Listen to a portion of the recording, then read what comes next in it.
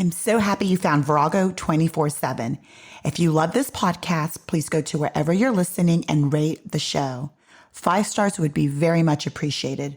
I wouldn't mind a review as well. And also, don't forget to share this podcast with your friends. Today's show is sponsored by the Healing Life Institute, where they're passionate about your personal growth and healing. They offer support and guidance to help you discover your inner strength and move into a more authentic and vibrant way of living. Go to healinglifeinstitute.org and enter promo code Virago10 for 10% off services. Hi, I am your host, Leonette Talley, and you are listening to Virago 24/7. Virago is Latin for female warrior, and 24/7 is for all day, every day. Virago 24/7 is a weekly podcast that brings diverse women together to talk about life and our experiences in this world. We share our views on self-love, mental health, marriage, children, friendships, and really anything that needs to be talked about. Here, you will find everyday growth, everyday healing with everyday warriors. Just give me my space to move. 'Cause it's my thoughts, what I want, and I want what I want. Hello, everyone. And today I have 2 guests. They both are therapists from the Healing Life Institute. We have Brit Morris, and she was on episode 11, which was called No Fear This Year. And we talked about controlling our minds and our thoughts. And we picked a word for the year, which was exciting. So go back to episode 11 and listen to that. And then also joining us is Courtney Wilson. She's here for the very first time. So I just want to say hello to the both of you ladies. Hey, thanks for having me. So Bridget, for those who didn't hear episode 11, just tell us a little bit about you, and then we'll go into introducing Courtney. So hi, Bridget. Yeah, hey, Lena. Or Brit, how she likes to be called Brit. I keep forgetting Brit. No, it's okay. Yeah, well, I go by Bridget. However, my dear, close friends all call me Brit. So I like to think we're going to be dear, close friends. You already are. I love you, Leonette.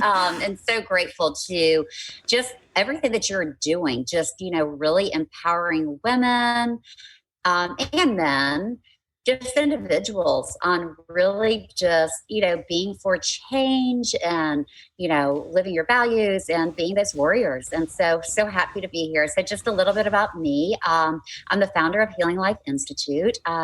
It's my private practice. And my strengths are really emotional wellness and helping individuals deal with difficulties. We all have difficulties and struggles, and the game changer is really when you can step in and take accountability for yourself and make the choices that you want to make. And that's what I just love doing. And so I love everyone's individual stories. I love hearing them. And just, like I said, grateful to be here today and talk about narcissism, which is a very hot topic. Mm-hmm. It's real.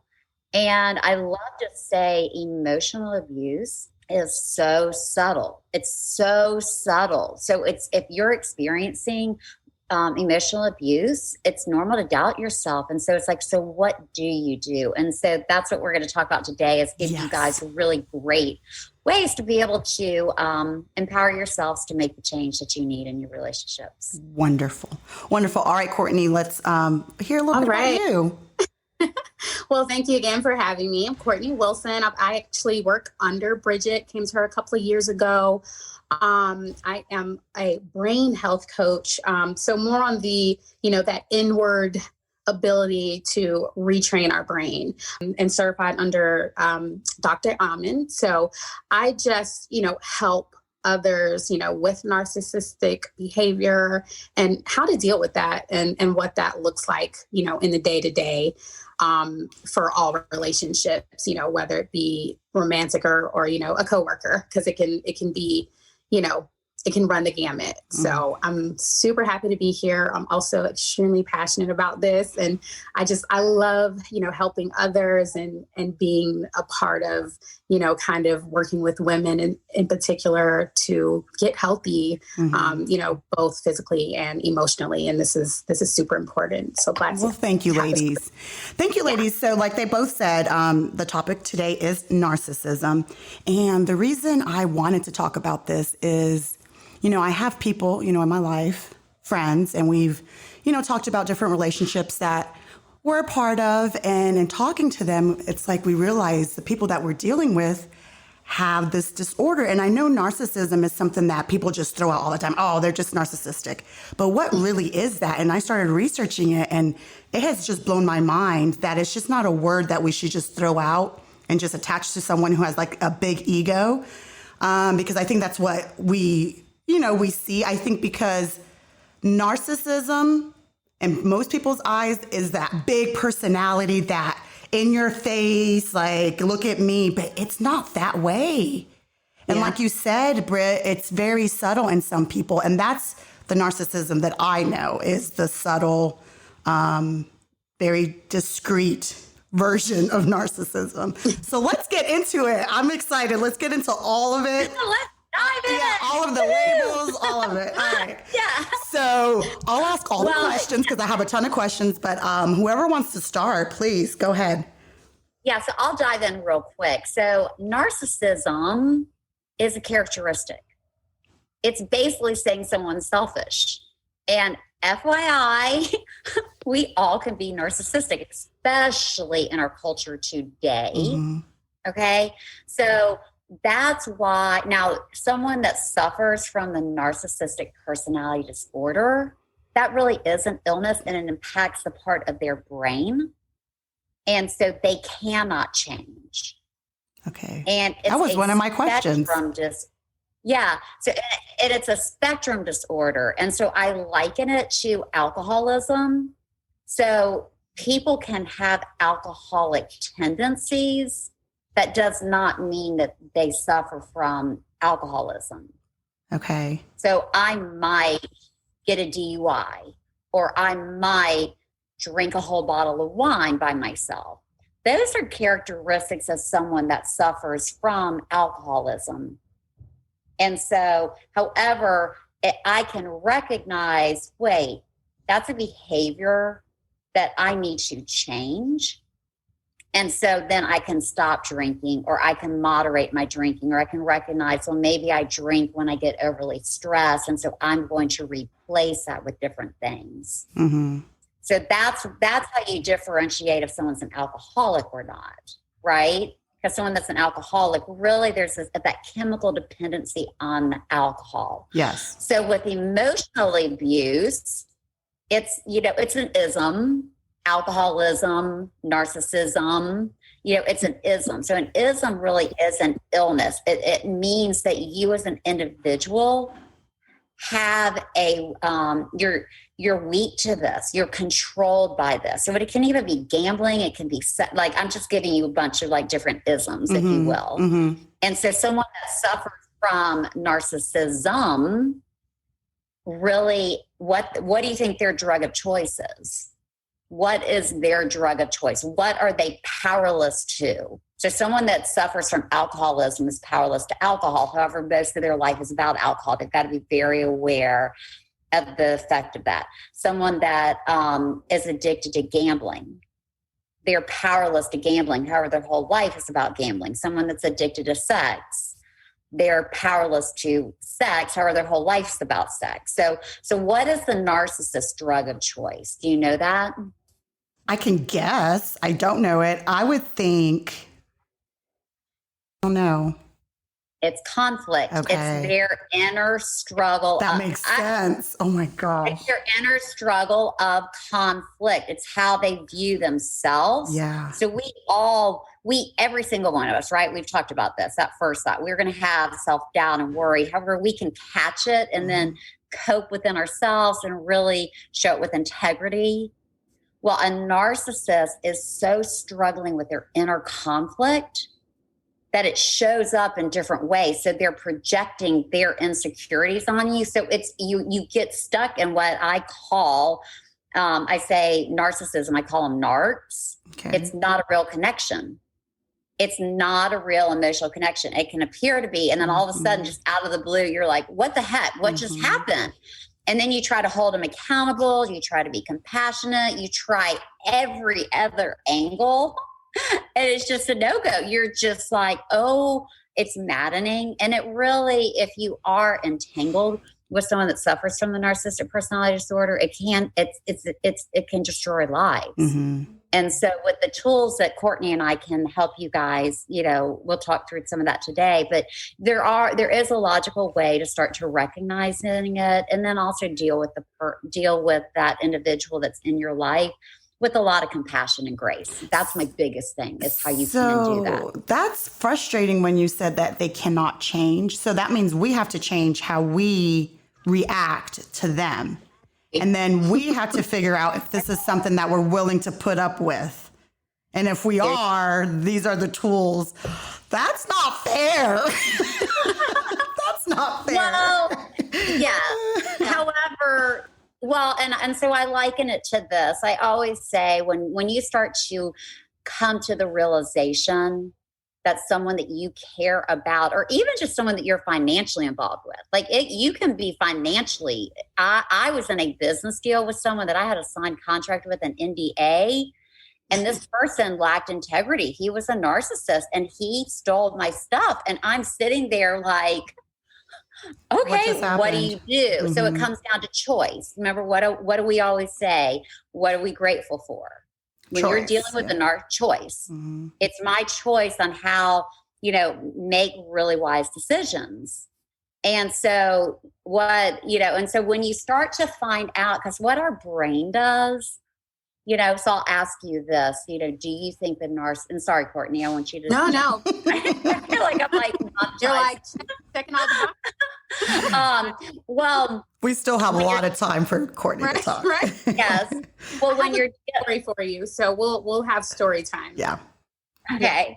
Well, and when you're dealing with someone that suffers from narcissism, what your brain does. So I always say, so we'll just go in. Do you believe if you were experiencing emotional abuse, right?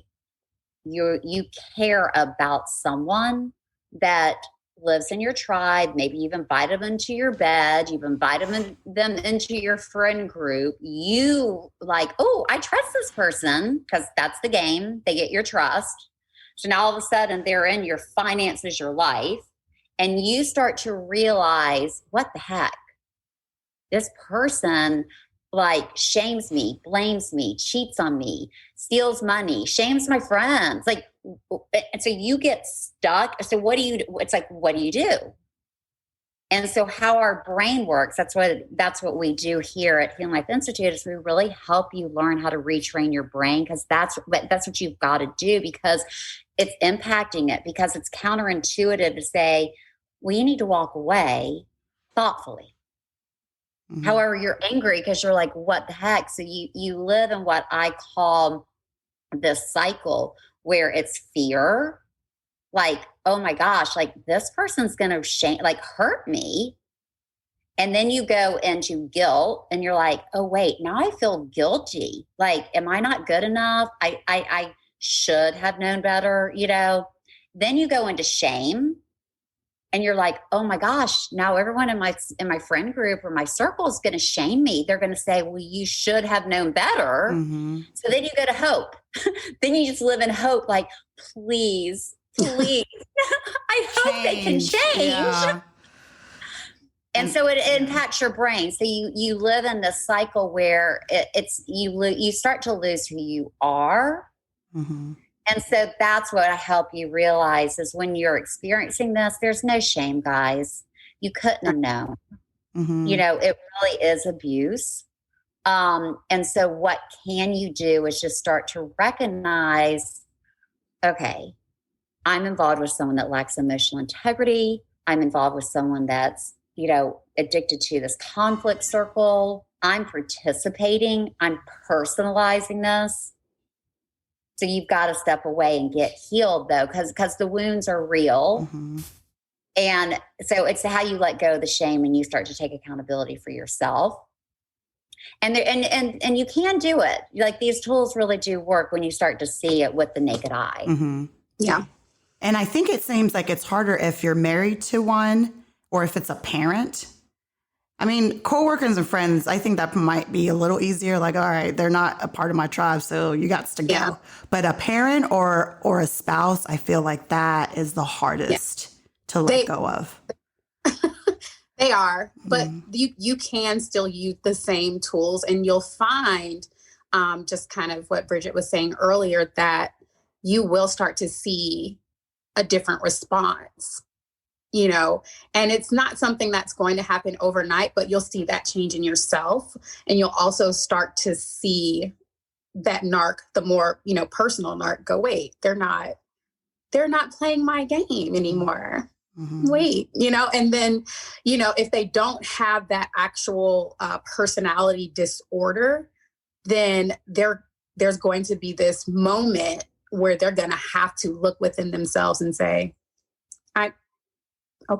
I think something might be wrong here. Mm-hmm. And, they may not, but a lot of times you'll see that there will be a change in that person as a direct result from the change you created within yourself through the tools. Mm-hmm. So it is difficult, though, that those closer relationships are much more difficult than dealing with, a crazy coworker, or, or someone you come into contact with, mm-hmm. Your sweet Susans, I think are really difficult because they're the bless your hearts. And, well, let's go. Let's start from the top. So when you say that, okay, so how many, because there's a spectrum of narcissism. So let's go mm-hmm. through the different types. Okay. So there are 4. Because I'm very familiar with the Susan one. Real quick. Let me touch on this just real quick. So when we're talking about the spectrum disorder, so what we're talking about with narcissism is you've got to start seeing people and seeing yourself as an emotional age. So we all physically, I'm 50. Mm-hmm. Courtney, how old are you? Y'all are like your baby. 30. How old are you, Courtney? I'm 34. Oh, she is. Yeah. Hey, and Leonette, how old 41. are you? I'm 41. Okay, so we all physically, we physically look, kind of around our age, right? I look 25. I look 20. I get carded. I look 25. Right. We're all 21. Really. Y'all ever find this? The older that I get, I know this is off topic, but I'll be at like a hotel and I'll see them like letting people in. And I'm like, where are your parents? And, mm-hmm. and the person I'll do it, they'll be like, Bridget, they're like 25. I'm like, no, that's not possible. Yeah. Yeah. I'm like, this is interesting. But yeah, okay. So back on the topic about it being a spectrum disorder is so we all have an emotional age, guys. And an emotional age means how I handle conflict.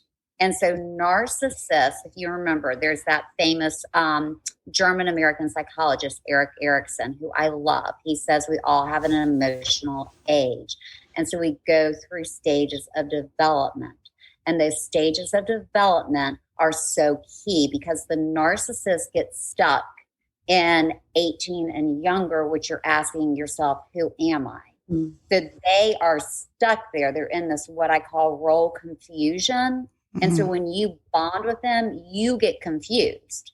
And so we've got to start looking at people, and tell me if this is making sense, Lena, I know that I'm not going too deep. We need to start looking at people of saying like, well, how old is this person? I know that they look like a 70-year-old woman. However, how do they handle conflict? What is their emotional age? And so when you can get that understanding, it's such a game changer because then you don't personalize it. Then you have compassion where you understand, okay, this person is emotionally stuck. Mm-hmm. They don't see it.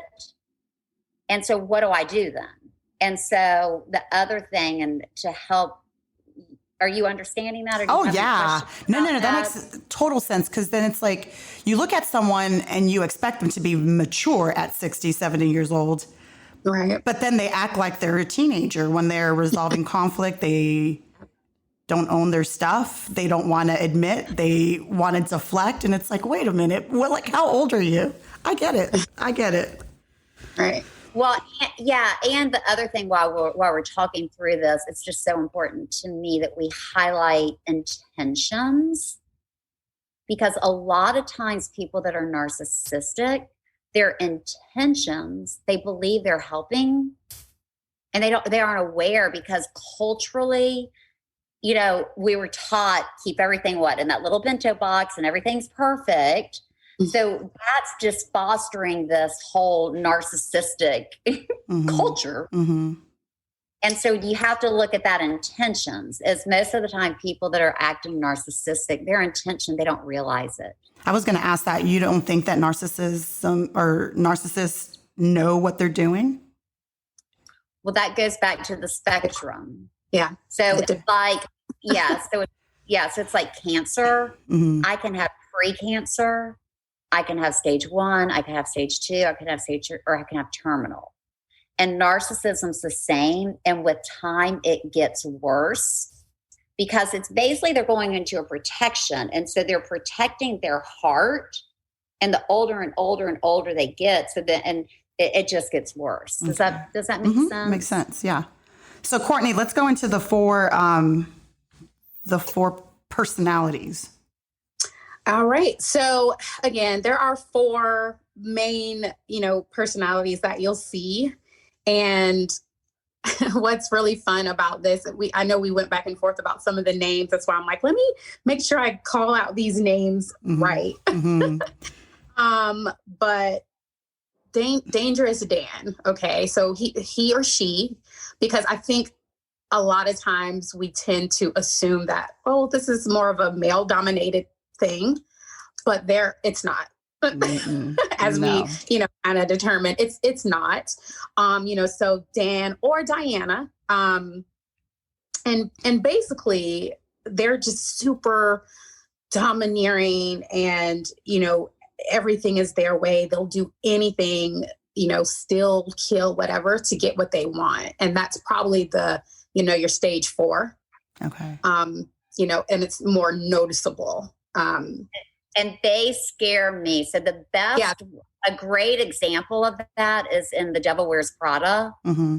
Miranda, who is Meryl Streep's role. Yeah. She does not, she likes who she will use. Remember at the end of that movie, like the poor guy that's like, I can't think of him, but he's like going to get the promotion. He's going to get the promotion.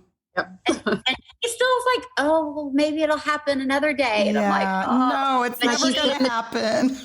But she's dangerous. If you're dealing with a dangerous Dan or Diana, they are intentional. They are all about money. They are all about themselves. And another dangerous Dan is in Titanic. Do you remember in the movie Titanic? That guy that she was her fiance, he's a dangerous Dan. Like he's going to kill, he wants to kill Leonardo DiCaprio. And like, he's like hiding and getting in the boat. He's like, I'm good. And it is really, so if you're involved with one of them, like really step away, like give yourself permission to thoughtfully and peacefully get help. Cause they're dangerous. Yeah. And those are, like we said, that's stage 4 right there. Okay. That's right before we get to the actual, spectrum and they're diagnosed. So, and then we have kind of what I mentioned before, Sweet Sue, which is a little more passive, you'll find. They seem super nice, but then there's you'll start to see these little things that they'll do, to kind of pick and pry at you and, make you feel a certain way. And with the Sweet Sue, you're kind of like, well, but gosh, they're so nice. I don't understand, and I actually had an encounter where I called on Bridget. I'm like, I think I'm not sure if she's a Sweet Sue. I need your help. Yeah. This issue with this person, you know, it was a financial engagement. And, you know, she was so sweet at first. And, you know, she was super flexible with me. And the next thing I know, you know, she kind of breached the contract. She didn't do anything she asked. She gave me every excuse you could think of to why she hadn't, you know, provided the services. And, you know, to the point of she was telling me these really crazy things about things that happened with her family. And I had to step away and say, wait, I'm not playing this game with her, you know, and I just kind of told her, you know, I'm sorry if those things happen to you, but I need you to do what this contract says. And you have by, you know, the end of the week to do that. and she did, you know, which, yeah, she's still probably a sweet Sue, but with me, we weren't playing that game. You know what I mean? So that's who that's who I kind of have experience with, our sweet Sues. Yeah. And those are difficult because they seem, you know, really do-goody, you know, like that normal. They're doing the right thing and they're so nice to you at first. Well, and I was so proud of Courtney with how well she handled that. And this is a great touching point. So I'm going to ask you this, Leonette. What are the 2 ways you can be narcissistically abused or emotionally abused? I think if you're emotionally invested or financially invested or somehow invested, you're invested somehow. You remember? Yeah. That's so good. High 4. I passed therapy again. And then what would be the second thing that would have to be occurring? I don't know. I don't remember that one. Physical? So Physical is like emotional. Yep. No, you start to question and doubt yourself. Yes. Yep. Yes.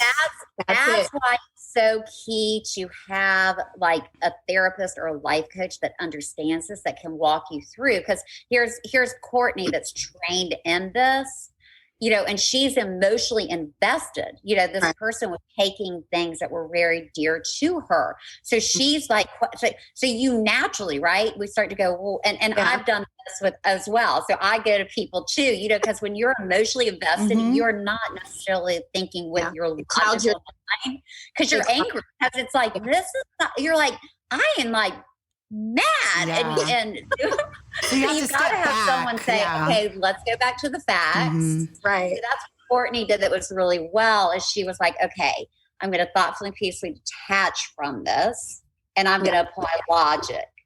Yes, I want this to happen. However, I've got this contract. So I'm going to step in, not with anger, not with shaming and blaming this person, just with the facts. And that's how you really change the dynamics. Okay. Yeah. And it does, you know, it really does. When you bring facts to someone, wherever they are in this list, it's literally undeniable. And I think kind of that first symptom that you may be dealing with a narcissist in general is that self-doubt. Yeah. So you feel that, you're like, wait, let me thoughtfully and peacefully step away from the situation and figure out. Well, they're good at justifying everything. They justify everything. So you can bring up facts, but they'll justify it or don't remember that that's how it happened. And it's like, well, that is how it happened. So how do you not remember what I remember? I don't get this. Yeah. Well, maybe I don't remember it correctly. Maybe I'm crazy. It's literally maddening when you start doing, that's why you get into it. You know? Well, right. And that's why the keys, if the 2 ways that I can be emotionally abused is to be emotionally, financially, or sexually invested with this person and to doubt who I am, well, then the 2 ways to not is to thoughtfully and peacefully detach emotionally, and then to be grounded in who I am and know I do have integrity. I can step in and say, well, maybe I did this or I do this. And if that person can't do that, that's just it's a huge red flag. But now that sounds like it's going to take work and lots of time to even get to that point. Yeah. Well, if we get that, it can. It's taken me a long time. That's all I'm saying. It's taken me years to get to a point where I know it's not me. You didn't have these tools because what we're just doing is giving you a different perspective. And you remember what we talked about last time is you can't always control that first thought. However, you can choose that second. So that's how you emotionally detach to be able to say like, wait, what's going on? Can I step in and just say to this person, well, that's an interesting perspective. Would you like to hear mine? They'll say no.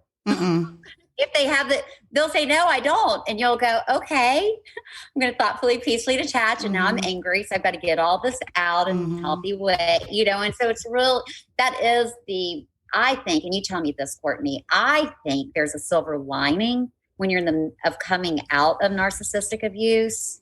You don't see it at the time. However, when you've experienced narcissistic abuse, you emerge so much more grounded in like your values, your life. You've got boundaries, more compassion. And it's just, to me, that's the silver lining. Yes. When you're going through it, it's not.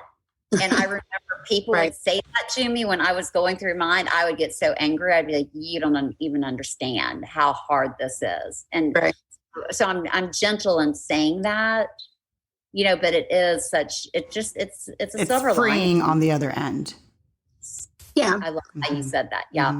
That was so nice. Yeah. No, because that's what it feels like. It does feel freeing. It doesn't, you know, it never does. It's kind of like, you know, when you have surgery and you're going through those weeks of recovery, it's like, oh, you know, this hurts and I'm sore and I'm tired. I don't want to deal with this anymore.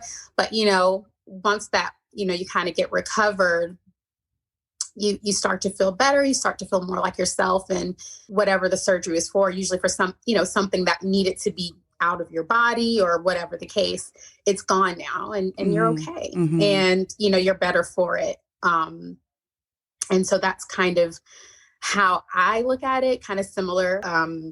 Silver lining is, and there's also that perspective shift that you get, and you become a lot more compassionate with people, even those difficult people that everyone's like, oh, I just can't deal with such and such. And you're like, well, you know, but you understand that they're just not emotionally healthy. They're emotionally stuck at, you know, the wrong age, and, you know, maybe they'll get help, maybe they won't, but you understand them for that. And you know, treat that as such. And, you know, you take care of yourself and how you deal with that person as well. Can you understand?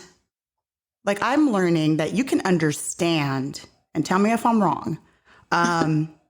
You can understand why someone is the way they are, but does it mean that you have to have them in your life? Like, can you, okay. Cause I feel like just because I understand doesn't mean I have to allow you in my, you know, in my little world. No, absolutely not. Yeah. So both can be true. Both can be true. I think people think it's just kind of one or the other, and it's not. And I know back to the beginning when we spoke about how much more difficult it is if you are, you know, in a relationship with a person, or if it's a parent. You know, you can choose, especially when you're an adult. I know it is more difficult when you're a child, obviously, and you're dealing with a narcissistic parent, you know, but when you come of age and you realize that's what you were dealing with, you can make a choice on how you deal with your parents, you know, how you deal with that relationship, even if it is a close one, you're not beholden to them. And I think that's where a lot of mistake can be made, where you say, well, but they're my parent. I have to do or they did all these things for me. They did all these things for me. And of course they did, because that's what narcs do. They do things for you. And they remind you that they've done those things. And exactly. Because right. Well, and if we're touching on the parent element right now, so I am so hard on any adult. I don't care how old you are. If you recognize that you have like shown up in this conflict circle and done some damage to your child, go today and like reach out, get these tools so you can go back and restore that relationship, because it's a gift to be a parent. And God teaches us to emotionally help your child grow and to be them. Each one of us is a unique individual. So I'm very hard on that. However, if you're dealing with a parent that's not willing to really go and do the work and take accountability, so then what are you left to do?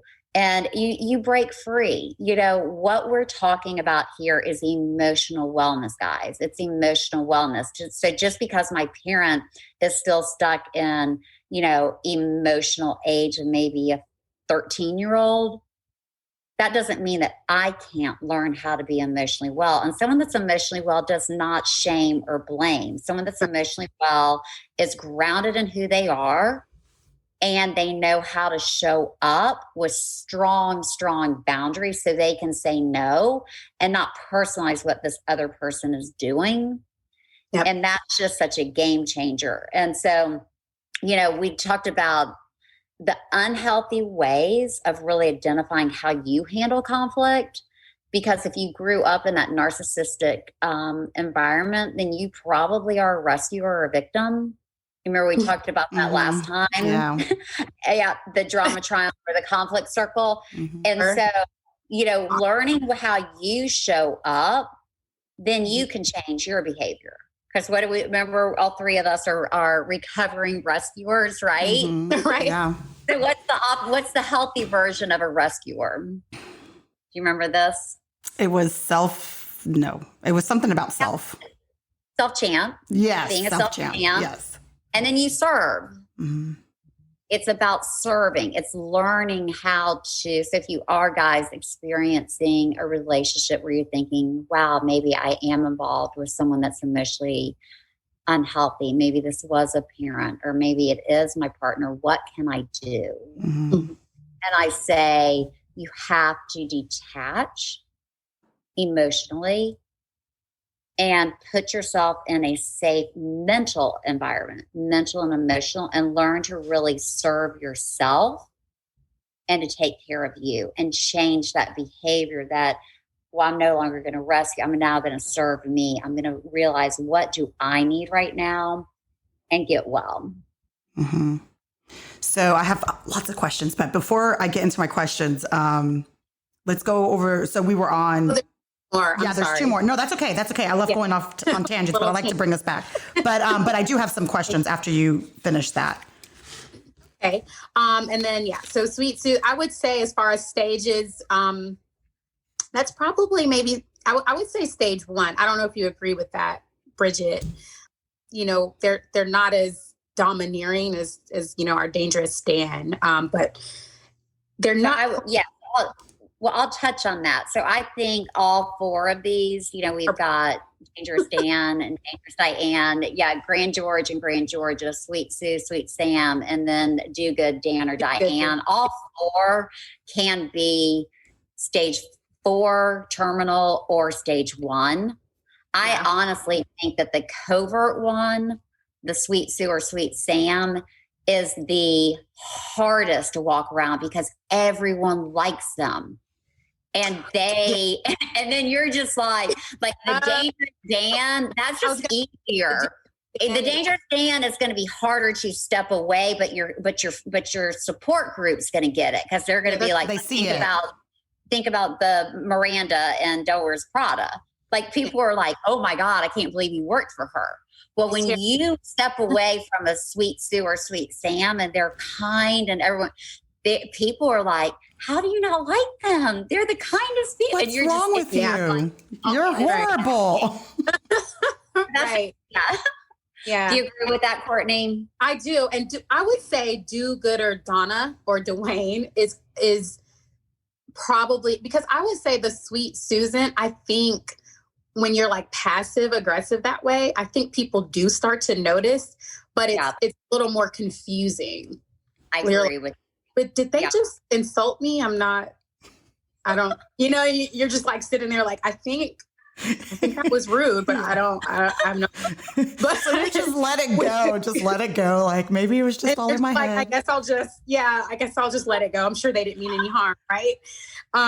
But with the Do Good Donna and Dwayne, it's like night and day. So this person is like a philanthropist. They're like, in the public, they're all good. You will likely never see them, do too much because they look like they're giving back and they're amazing and they just want to help. Then to their family, to those closest to them, they are not good people. They're almost like a combo of your sweet Susan and your dangerous Dan. To everyone else, they're sweet, but to the closest people to them, they're super domineering, super, controlling and manipulative. And to those closest to them, if they were to say that to someone who just has a casual relationship, they'll be like, no, that person's awesome. Mm-hmm. So that one's, can be pretty scary as well, just for that reason, because they've got a lot of people fooled. Mm-hmm.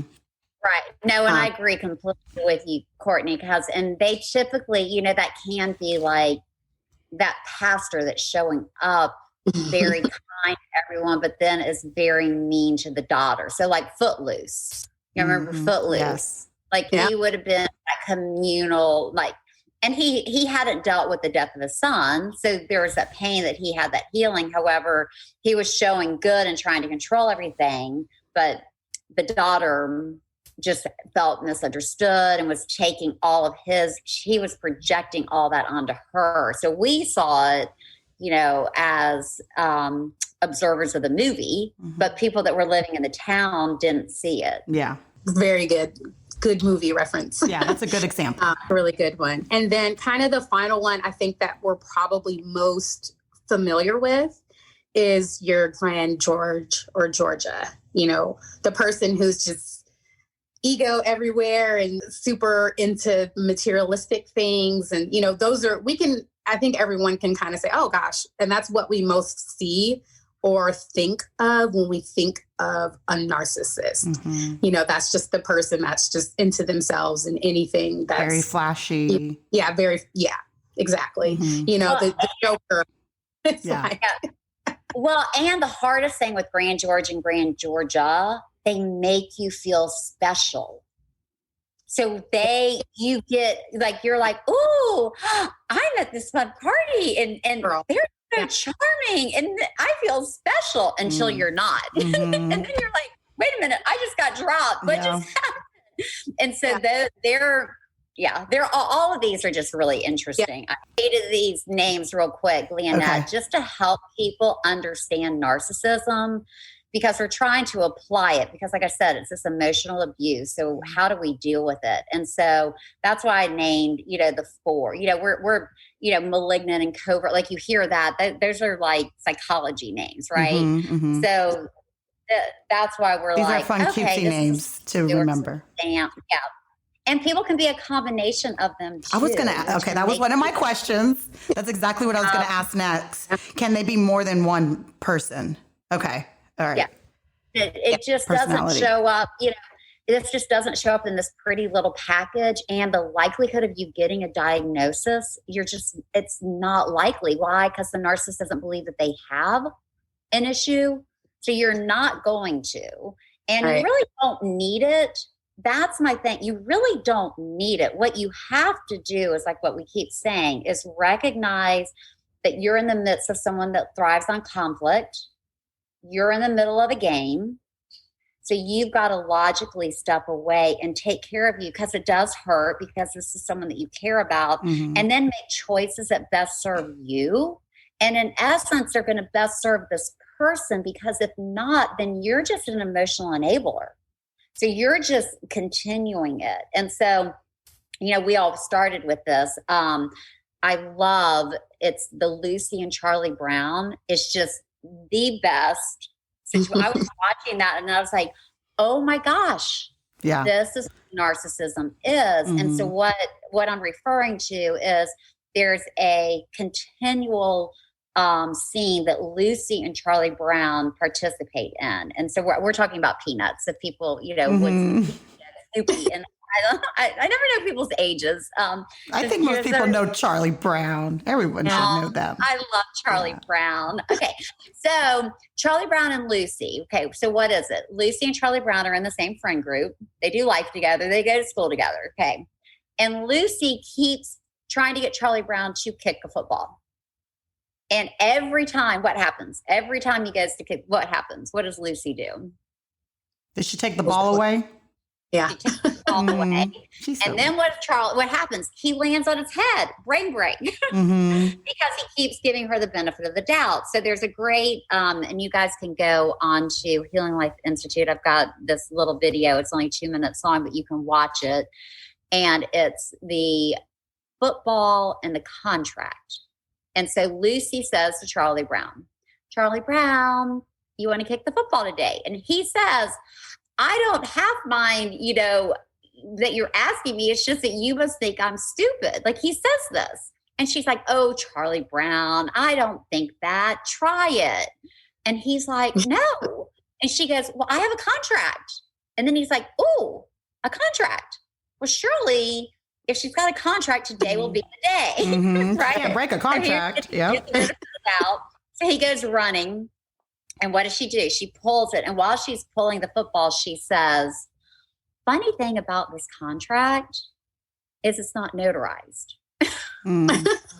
It's like, so what can Charlie Brown do? What could Charlie Brown do? Because he keeps giving her the benefit. What I would want to do, can I be like not PC? I would get that football and throw it in her face. That's what I would do. But you tell me the proper version. The proper thing to do is not to harm others. That's what I'm learning. Well, there are two things. Yeah. Well, and I love, Leonette, that you said that, because that is normal. Anger. Oh, okay, good. Angry, that's your first thought. Yeah. And then what's your second one? Correct. And I always. My second thought is I'm trying to get to heaven and I do not want to harm others. That's my second thought. I need the Lord to grant me entry into heaven. Well, and this I hope is going to be an aha moment for all of us here. So stay with me. Okay, tell us, Brit, what do we do? Yeah. Well, we're talking about emotional wellness, right? How do we deal with emotions? So anger lives with a narcissist. They do not know how to handle anger. So we get angry. So anger is a gift. So when you get angry, start recognizing it as a gift. So this is what the anger always means to me. If I get angry, it's this. Either I have a boundary and I'm trusting someone that I don't need to be trusting.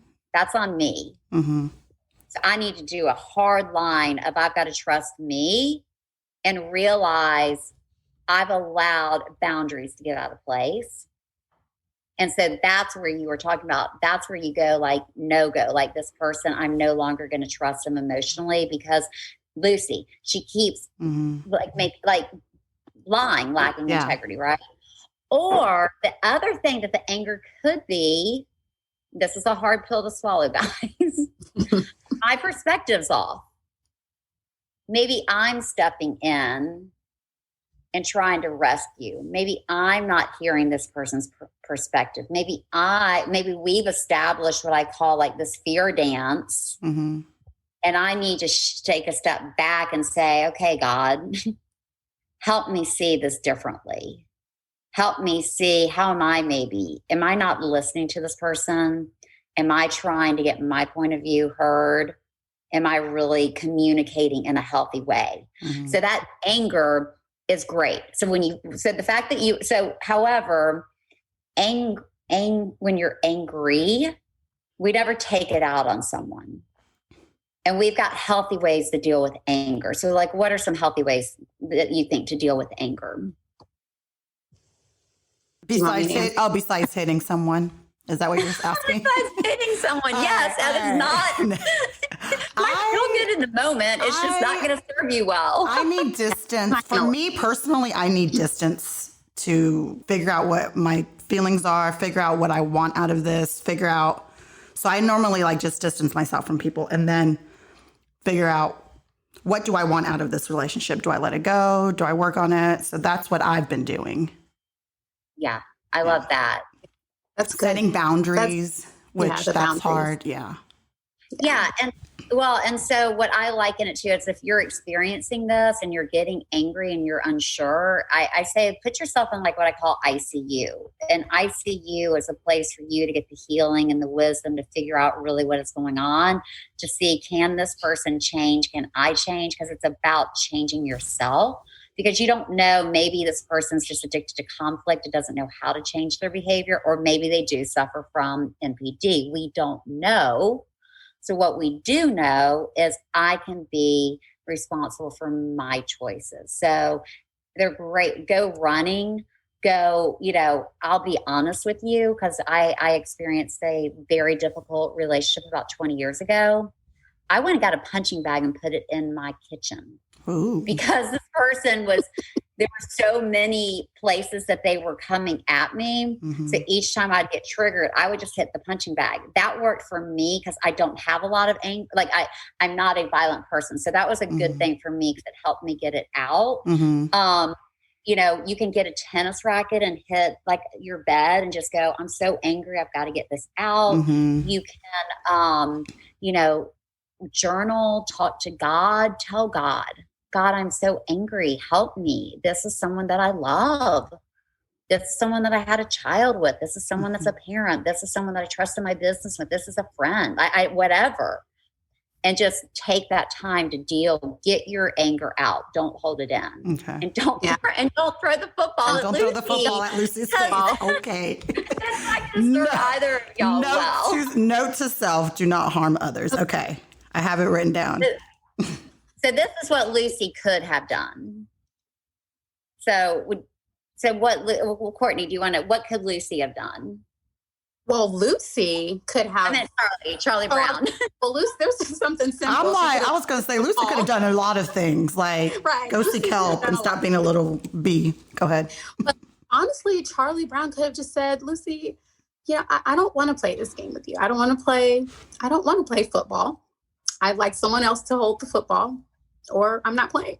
Mm-hmm. And it sounds so simple, but he literally had a whole self-dialogue with himself on why he should just go ahead and do it. Mm-hmm. But he simply could have thoughtfully and peacefully detached from the situation. And Lucy would have likely just got someone else to fool. Yeah. And he would have been done with it, simple and plain. And again, it sounds so simple, but and you really do have to make that choice. Like, I think I'm not gonna play today. Mm-hmm. You know what I mean? Yeah. I'm going to take some time to myself.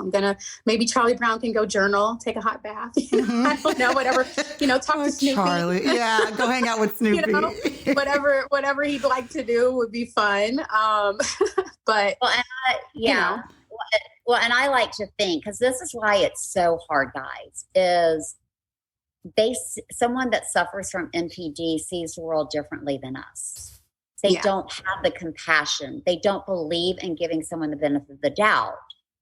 And so they do bring people in and keep playing this game. And so I always think if I so this is what I would have done, Leonette and Courtney, I would have probably videotaped and been like, don't you see this is happening? And they'd been like, then they would have like stolen the videotape, or I don't know, or told me that I did the video wrong. Right. Yeah. Like I would try to don't you see what you're doing? And how can I? However, today, what I would have done is just been like, you know what? I think I'm going to go play with Peppermint Patty. And I know this to be true. Lucy would have made sure that she went and got Linus in front of me. And see, Linus can kick the ball. Mm-hmm. And we have to sit there and go, I live in real acceptance. I know exactly how I participate and interact with this person. And so I'm not going to personalize it. I'm not going to go into denial. I'm not going to go into that fear, guilt. I know for me, I don't trust this person. There's been a pattern. We're looking at patterns of behavior, guys. Mm-hmm. There's been a pattern. She keeps having me. She's never let me kick the football, or maybe 1 out of 10. And that's not best for me. Mm-hmm. Right. Yeah. Take care of you. in your emotional wellness.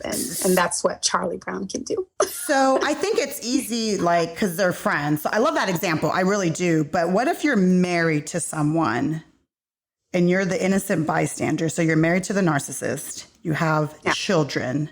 You think you're staying for the children. How, like, I know you said, Brit, that you're hard on that person if you're the parent that's the narcissist and there's children involved. Are you hard on the spouse that is allowing this to happen in the home, knowing that this person is not healthy? Let's get into that, because that's the kind of conversations I'm having with people. So yes. Yes, because if you're with, okay, so let me say it this way. If you've gotten involved with someone that's narcissistic, that has NPD, there is zero shame. Do not have any ounce of guilt. Do not feel guilty. Do not shame yourself. You didn't know better. Mm-hmm. Okay. And I'm always about the and not but. And how are you participating in the conflict circle? So if you are showing up because I lived in a narcissistic situation that I stepped away from, and I had a son. We had a son. Mm-hmm. And so for me, I had to recognize family of origin. I was taught to show up as a rescuer, to take care of people. So we were living in what I call the conflict circle. That's why it's so key for me. If you get these tools, I've seen marriages change. Mm-hmm. Because if you can take accountability of yourself and say, wait, I'm not going to show up as a rescuer anymore. I'm going to take this time to get emotionally healthy and change my behavior. Yeah. It's a game changer. Now, will this other person do this? I don't know. And that's something, and you won't know. However, if you're involved with a narcissist, you have to get these tools to change you, because it's going to impact your children. Mm-hmm. You've got to model emotional wellness. You've got to stop playing the game. Mm-hmm. And then you've got to move forward. And so I tell people, don't make a decision. If you don't know, I don't know, Courtney knows this about me. I don't know does not serve you. If you're like, are you with a narcissist? And you're like, I don't know, that doesn't serve you. Mm-hmm. Yeah. So what can you do? Well, are you involved in this conflict circle? Yeah. Okay. Well, what can you do about that? Well, I can learn how to not show up in the conflict circle and become a self-champion, learn to serve myself, and learn to see if this person's willing to change. Mm-hmm. And know it's going to take time, because you guys have established a dance, is what I call. You're living like this fear dance, and it's familiar. Mm-hmm. However, you can change. And so then the hardest part, Leonette, and I think this is where we're going, is when that person that you love isn't able to change. Yeah. And so it's not a you issue, because if you're able to become a self-champion and that person does it, it's not going to, they're going to do that to your children. Mm-hmm. That's how they live life. It's how they handle conflict. And so you have to do two things. One, if you're unsure right now, guys, if you're involved in a romantic relationship and you're saying, I'm going to stay for the children, you actually leave for the children. Mm-hmm. And that's just the truth. Before you make that decision, though, you've got to give yourself permission to become emotionally healthy yourself. And you can do that living under the roof. Now, if there's physical abuse, no. Mm-hmm. However, you can do that living underneath the same roof. Start to take care of how you handle your, the conflict. Really, for me, when I was going through mine, I would go into my bedroom. And faith plays such a key point in this, turning to God. And I remember my son would be funny because we were sitting at the dinner table and the conflict would start, and this is 14 years ago. So this is a long time ago. Mm-hmm. And I would just say, I'll be right back. And I would go up to my closet and I would pray. I would read my Bible. And then I would come back and I would have a different perspective. And that really was a game changer to me. And after a while, my son ended up saying, like, so then when everything happened for me, I ended up going to this retreat, because I realized this just wasn't a healthy situation and this person's not willing to change. Mm-hmm. So I was like, I've got to get healing. So I went on a retreat, and my son sent me the cutest text. He put, "God morning, Mom."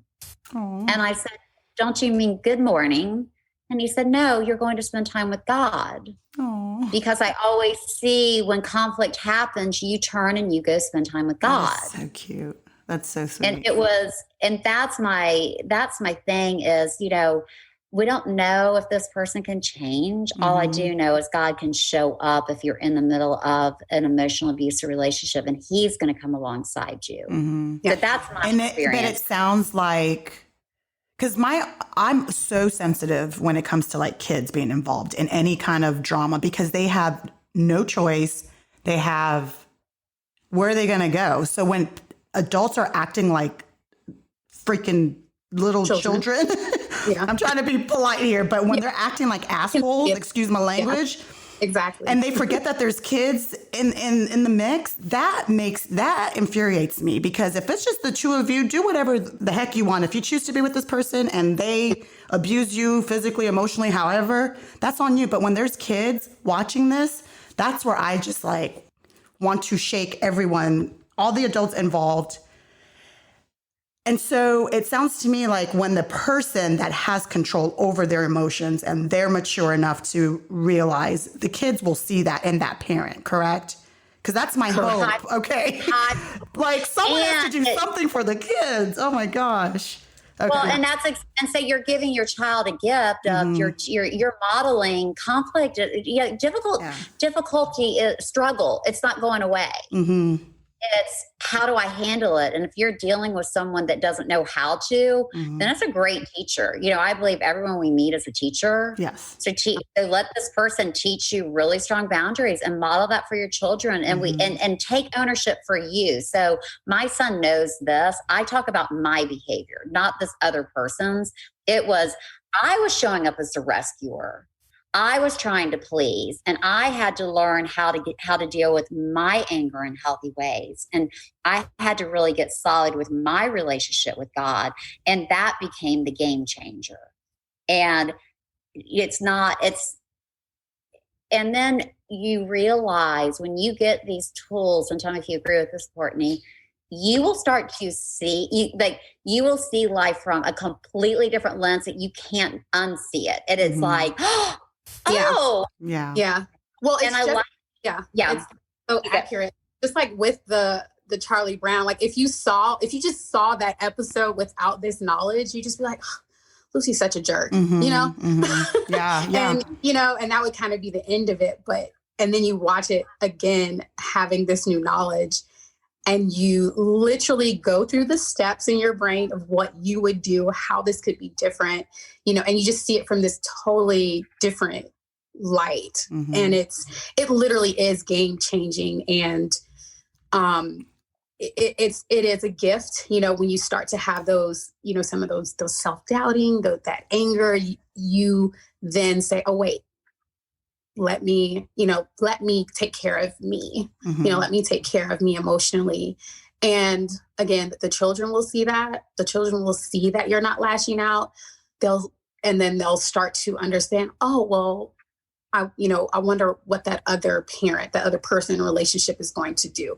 At some point, again, unless they do have the actual disorder, they really don't have a choice, because they're not getting fed the conflict that they need. It's not happening anymore. If you don't give it to them, then you're not giving them, they're not feeding into the conflict, the narcissism, it's just not happening. So at some point they're going to have to look at themselves and the relationship as it is and say, wait, is it me? Yes. Yeah. Yes, it is.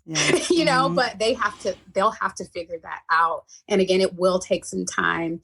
And it is just a process that the person will have to go through in that relationship to figure out, is this person going to change? Aren't they? But you do have to go through the process to change yourself first to figure that out. Yeah. I think we all have, unhealthy emotional habits from, usually it's what we call the family of origin, where we need to decide if, what we need to do, how we're showing up in order to change that. And, it really, for the children, it is imperative to do. Yeah. So that's what I tell them. I'm curious and being nosy, Courtney, do you have firsthand experience with narcissism, or is just something that you're passionate about? Absolutely. Okay.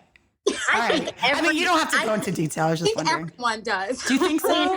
In our world, I've yet to meet someone that does. And that doesn't mean that the people that you're involved with have NPD, but we've been conditioned, culturally, like to show up just kind of, in this role of everything's perfect. Yeah. Yeah. Well, I don't know. When I think of narcissism, it's just like, I know you say that we all kind of have some in there, but when you are manipulating, like, and you're doing it, and when you're backstabbing, and when you're talking trash about people, and like, to me, those are like the things that's not okay. So I don't do that, so we can have a little bit of ego, but that stuff is very damaging, and it sounds very small when I'm listing them, but when you're in it, it's not small. Yeah. So let me touch on that really clear, because that's important. That's an important topic, or something that I need to touch on, is we can all be narcissistic, selfish. Okay. Yes. So however, we know. Okay. I don't have narcissist. I'm not a narcissist. Okay. I can be narcissistic. I can be selfish. Because I don't want the people that are listening that may have those narcissistic traits to think, well, it's like they get a free pass. Well, everyone has them. So what are you guys griping about? I don't want them to have that pass when they're listening, Well, am I right? Yeah. So and let me make sure that this point gets put out there, is what happens is, if you don't, we all, when stress hits, though, can show up as a rescuer, victim, or persecutor. Right now, I can be a victim, being like, I have to wear a mask, I don't get to go see my friend. Like, that's venting. That's being a victim, versus taking a different perspective of saying, you know what? I'm grateful for my life right now, and these are the things I'm grateful for. We're talking about perspective, right? So we all can show up with that perspective. However, I don't stay in it. And then I realize, okay, I'm kind of doing like a pity party for Bridget, right? Yeah. That's what I mean, that we can be narcissistic. Okay, that makes sense. So when you're entangled with someone, though, that has lack of integrity, manipulative, plays the game like Lucy. Lucy, Charlie Brown, it's not narcissistic. Like Charlie Brown with Lucy will never win. Like, it's really sad. No, he's never going to win, no matter what he does. Right. Charlie Brown's got to stop questioning himself, and he's got to get strong boundaries to be able to say, like, I'm not doing that again, and not personalize what Lucy's doing. So that's the whole reason why, like I said, this is an emotional abuse is so hard to see. So if I can say, I at times show up as a rescuer, and I'm not going to do that anymore. Why? Because it's not serving me well, and it's not serving my relationships. Yeah. Then the other person needs to be able to say the same. And if they can't, then this person has a form of narcissism. Okay. That's it. And then the main thing that I hear is it's conflict, no matter what it is. They're going to create conflict out of pretty much anything.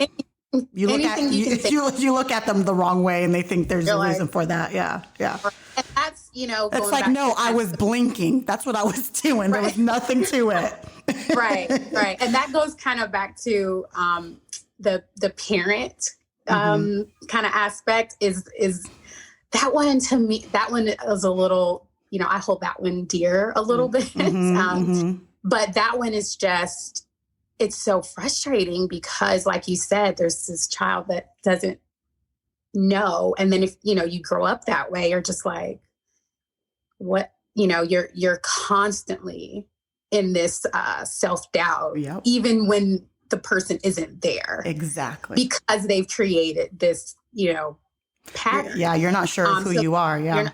You're never sure. So, and that's why, and that one to me is the most important to recognize, just because that'll help give you a little bit of clarity in other areas. Once you get that clarity that I think this is how I may have been raised, let me get the tools to, help me get better so that I can show up for my children in a different way. And that's something I actually, my mom is not, let me say that, but I do actually speak to my mother about this, on the regular, her parents, it was such a different time. They didn't have these tools. Yeah. They didn't have these things. And so she actually, with me talking to her, realized she had dealt with some of this and had to, come to Jesus moment, like, wow. And she, and we were blessed for her as a mother that she did not show up that way because something in her knew that, you know what, that's just not how I want to be. Yeah. So luckily she didn't show up that way, but her, she has other siblings. Yeah. And they showed up that way. I can show up differently. And is affected. Children are affected in different ways. Yeah. And that's dear to my heart as well, is just making sure that the child is not affected. And that's super important, with this and that emotional wellness. And you can, help children through that. And, kind of off topic, there's like, you can create like little boxes and things with your kids to help them understand their emotional feelings, because at certain ages, maybe with friends who are going through this, some ways to help them through that are like, hey, well, while you're going through this, maybe you have your children go through this too. Let's talk about how we deal with our emotions in a healthy way, while you're going through this. And you really can, transform an entire family by doing that, And so, and I would, to anyone who's dealing with that, just give it some time, start to use the tools. Healing Life has a lot of free stuff, on the site that you can go to and start to use and start to determine how you show up in conflict, and you'll be better for it. Yeah. I mean, we all have our stuff, right? So it's, it is up to us to take care of it and be better, just like we get checkups every year and, we go to the doctor if something's wrong, we can do that with this, with these tools, in your emotional and mental health. Anything else, Brit, before we leave? I mean, I can talk about this forever. I have so many notes that I haven't even, we've touched on a lot of these, but I'm just like, wow, this is like a deep it's conversation. So interesting. Yeah. It really is, like when you really open the box and understand it. What? Yes. Oh yeah. Right. And I guess just the last thing I would love to touch on is, it's interesting because it's like you want to talk about it, however you need to get well. And so that's the thing that Courtney and I and the other therapists and life coaches that we do at Healing Life Institute is, if we want to come alongside you and say, yeah, this could be happening. However, let's get clarity. And so how we do that, like Courtney was saying, is you've got to become emotionally well. You've got to break free from that family of origin, which they're going to be if you grew up in that environment. And how do you do that without, shaming? Because you've got the anger. So that's where you've got to just take this whole, we have so many fun ways to do this. And I know this is fun. And it actually is, because when I always love this. My clients will say to me like, oh my gosh, this makes so much sense. Everything you're saying makes so much sense. And I've been questioning me and trying to figure this. So I actually can thoughtfully and peacefully detach and take care of me. And I'm like, yes. And I say this, I go, when you discover that you grew up with narcissism or you're involved with someone that's narcissistic, it becomes the most empowering pill to swallow because you're just like, oh, this makes sense. Mm-hmm. It then becomes the hardest pill to swallow because then you're like, wait a minute, this person that I care about really is sick. And then it becomes the most empowering pill again, because then you're like, okay, well, now I can take accountability and start to make really positive change in my life. Mm-hmm. And so, that's one of the things. And then, I'm like, yeah, welcome to the club. This wasn't the club you thought you were going to be in. However, it is. Yeah. And, for me, when the people around me that I discovered, have the narcissism, Mm-hmm. It was kind of like that moment when you found out that, like, if there are any children listening, please turn off this because I'm about to do a spoiler alert. Uh-huh. So if any kids are watching, just turn this off. Uh-huh. That's what I'm about to say. You remember that moment when you found out that S isn't real? Rudolph's friend? When you yes. discovered that person wasn't real? Yes. You're like, what? I have to hide my gifts. I've got to put it underneath the tree. And I'm like, you grew up and you're like, wait, my parents aren't emotionally healthy. Mm-hmm. And I'm like, you got to go teach it yourself. You've got to be the person. Wow. You've got to detach, break free, deal with it, mm-hmm. and get these tools because it's going to make you just see life from a different perspective. Yeah. Yeah. Yeah, well, I want to thank you ladies so much. If you want any more information, if you want to talk to these lovely ladies, you can go to healinglifeinstitute.org for more information. And if you want to talk to them privately. And we've got our Heal from Narcissism e-course that you can download. I think it's like $99. It's great. All these resources are there.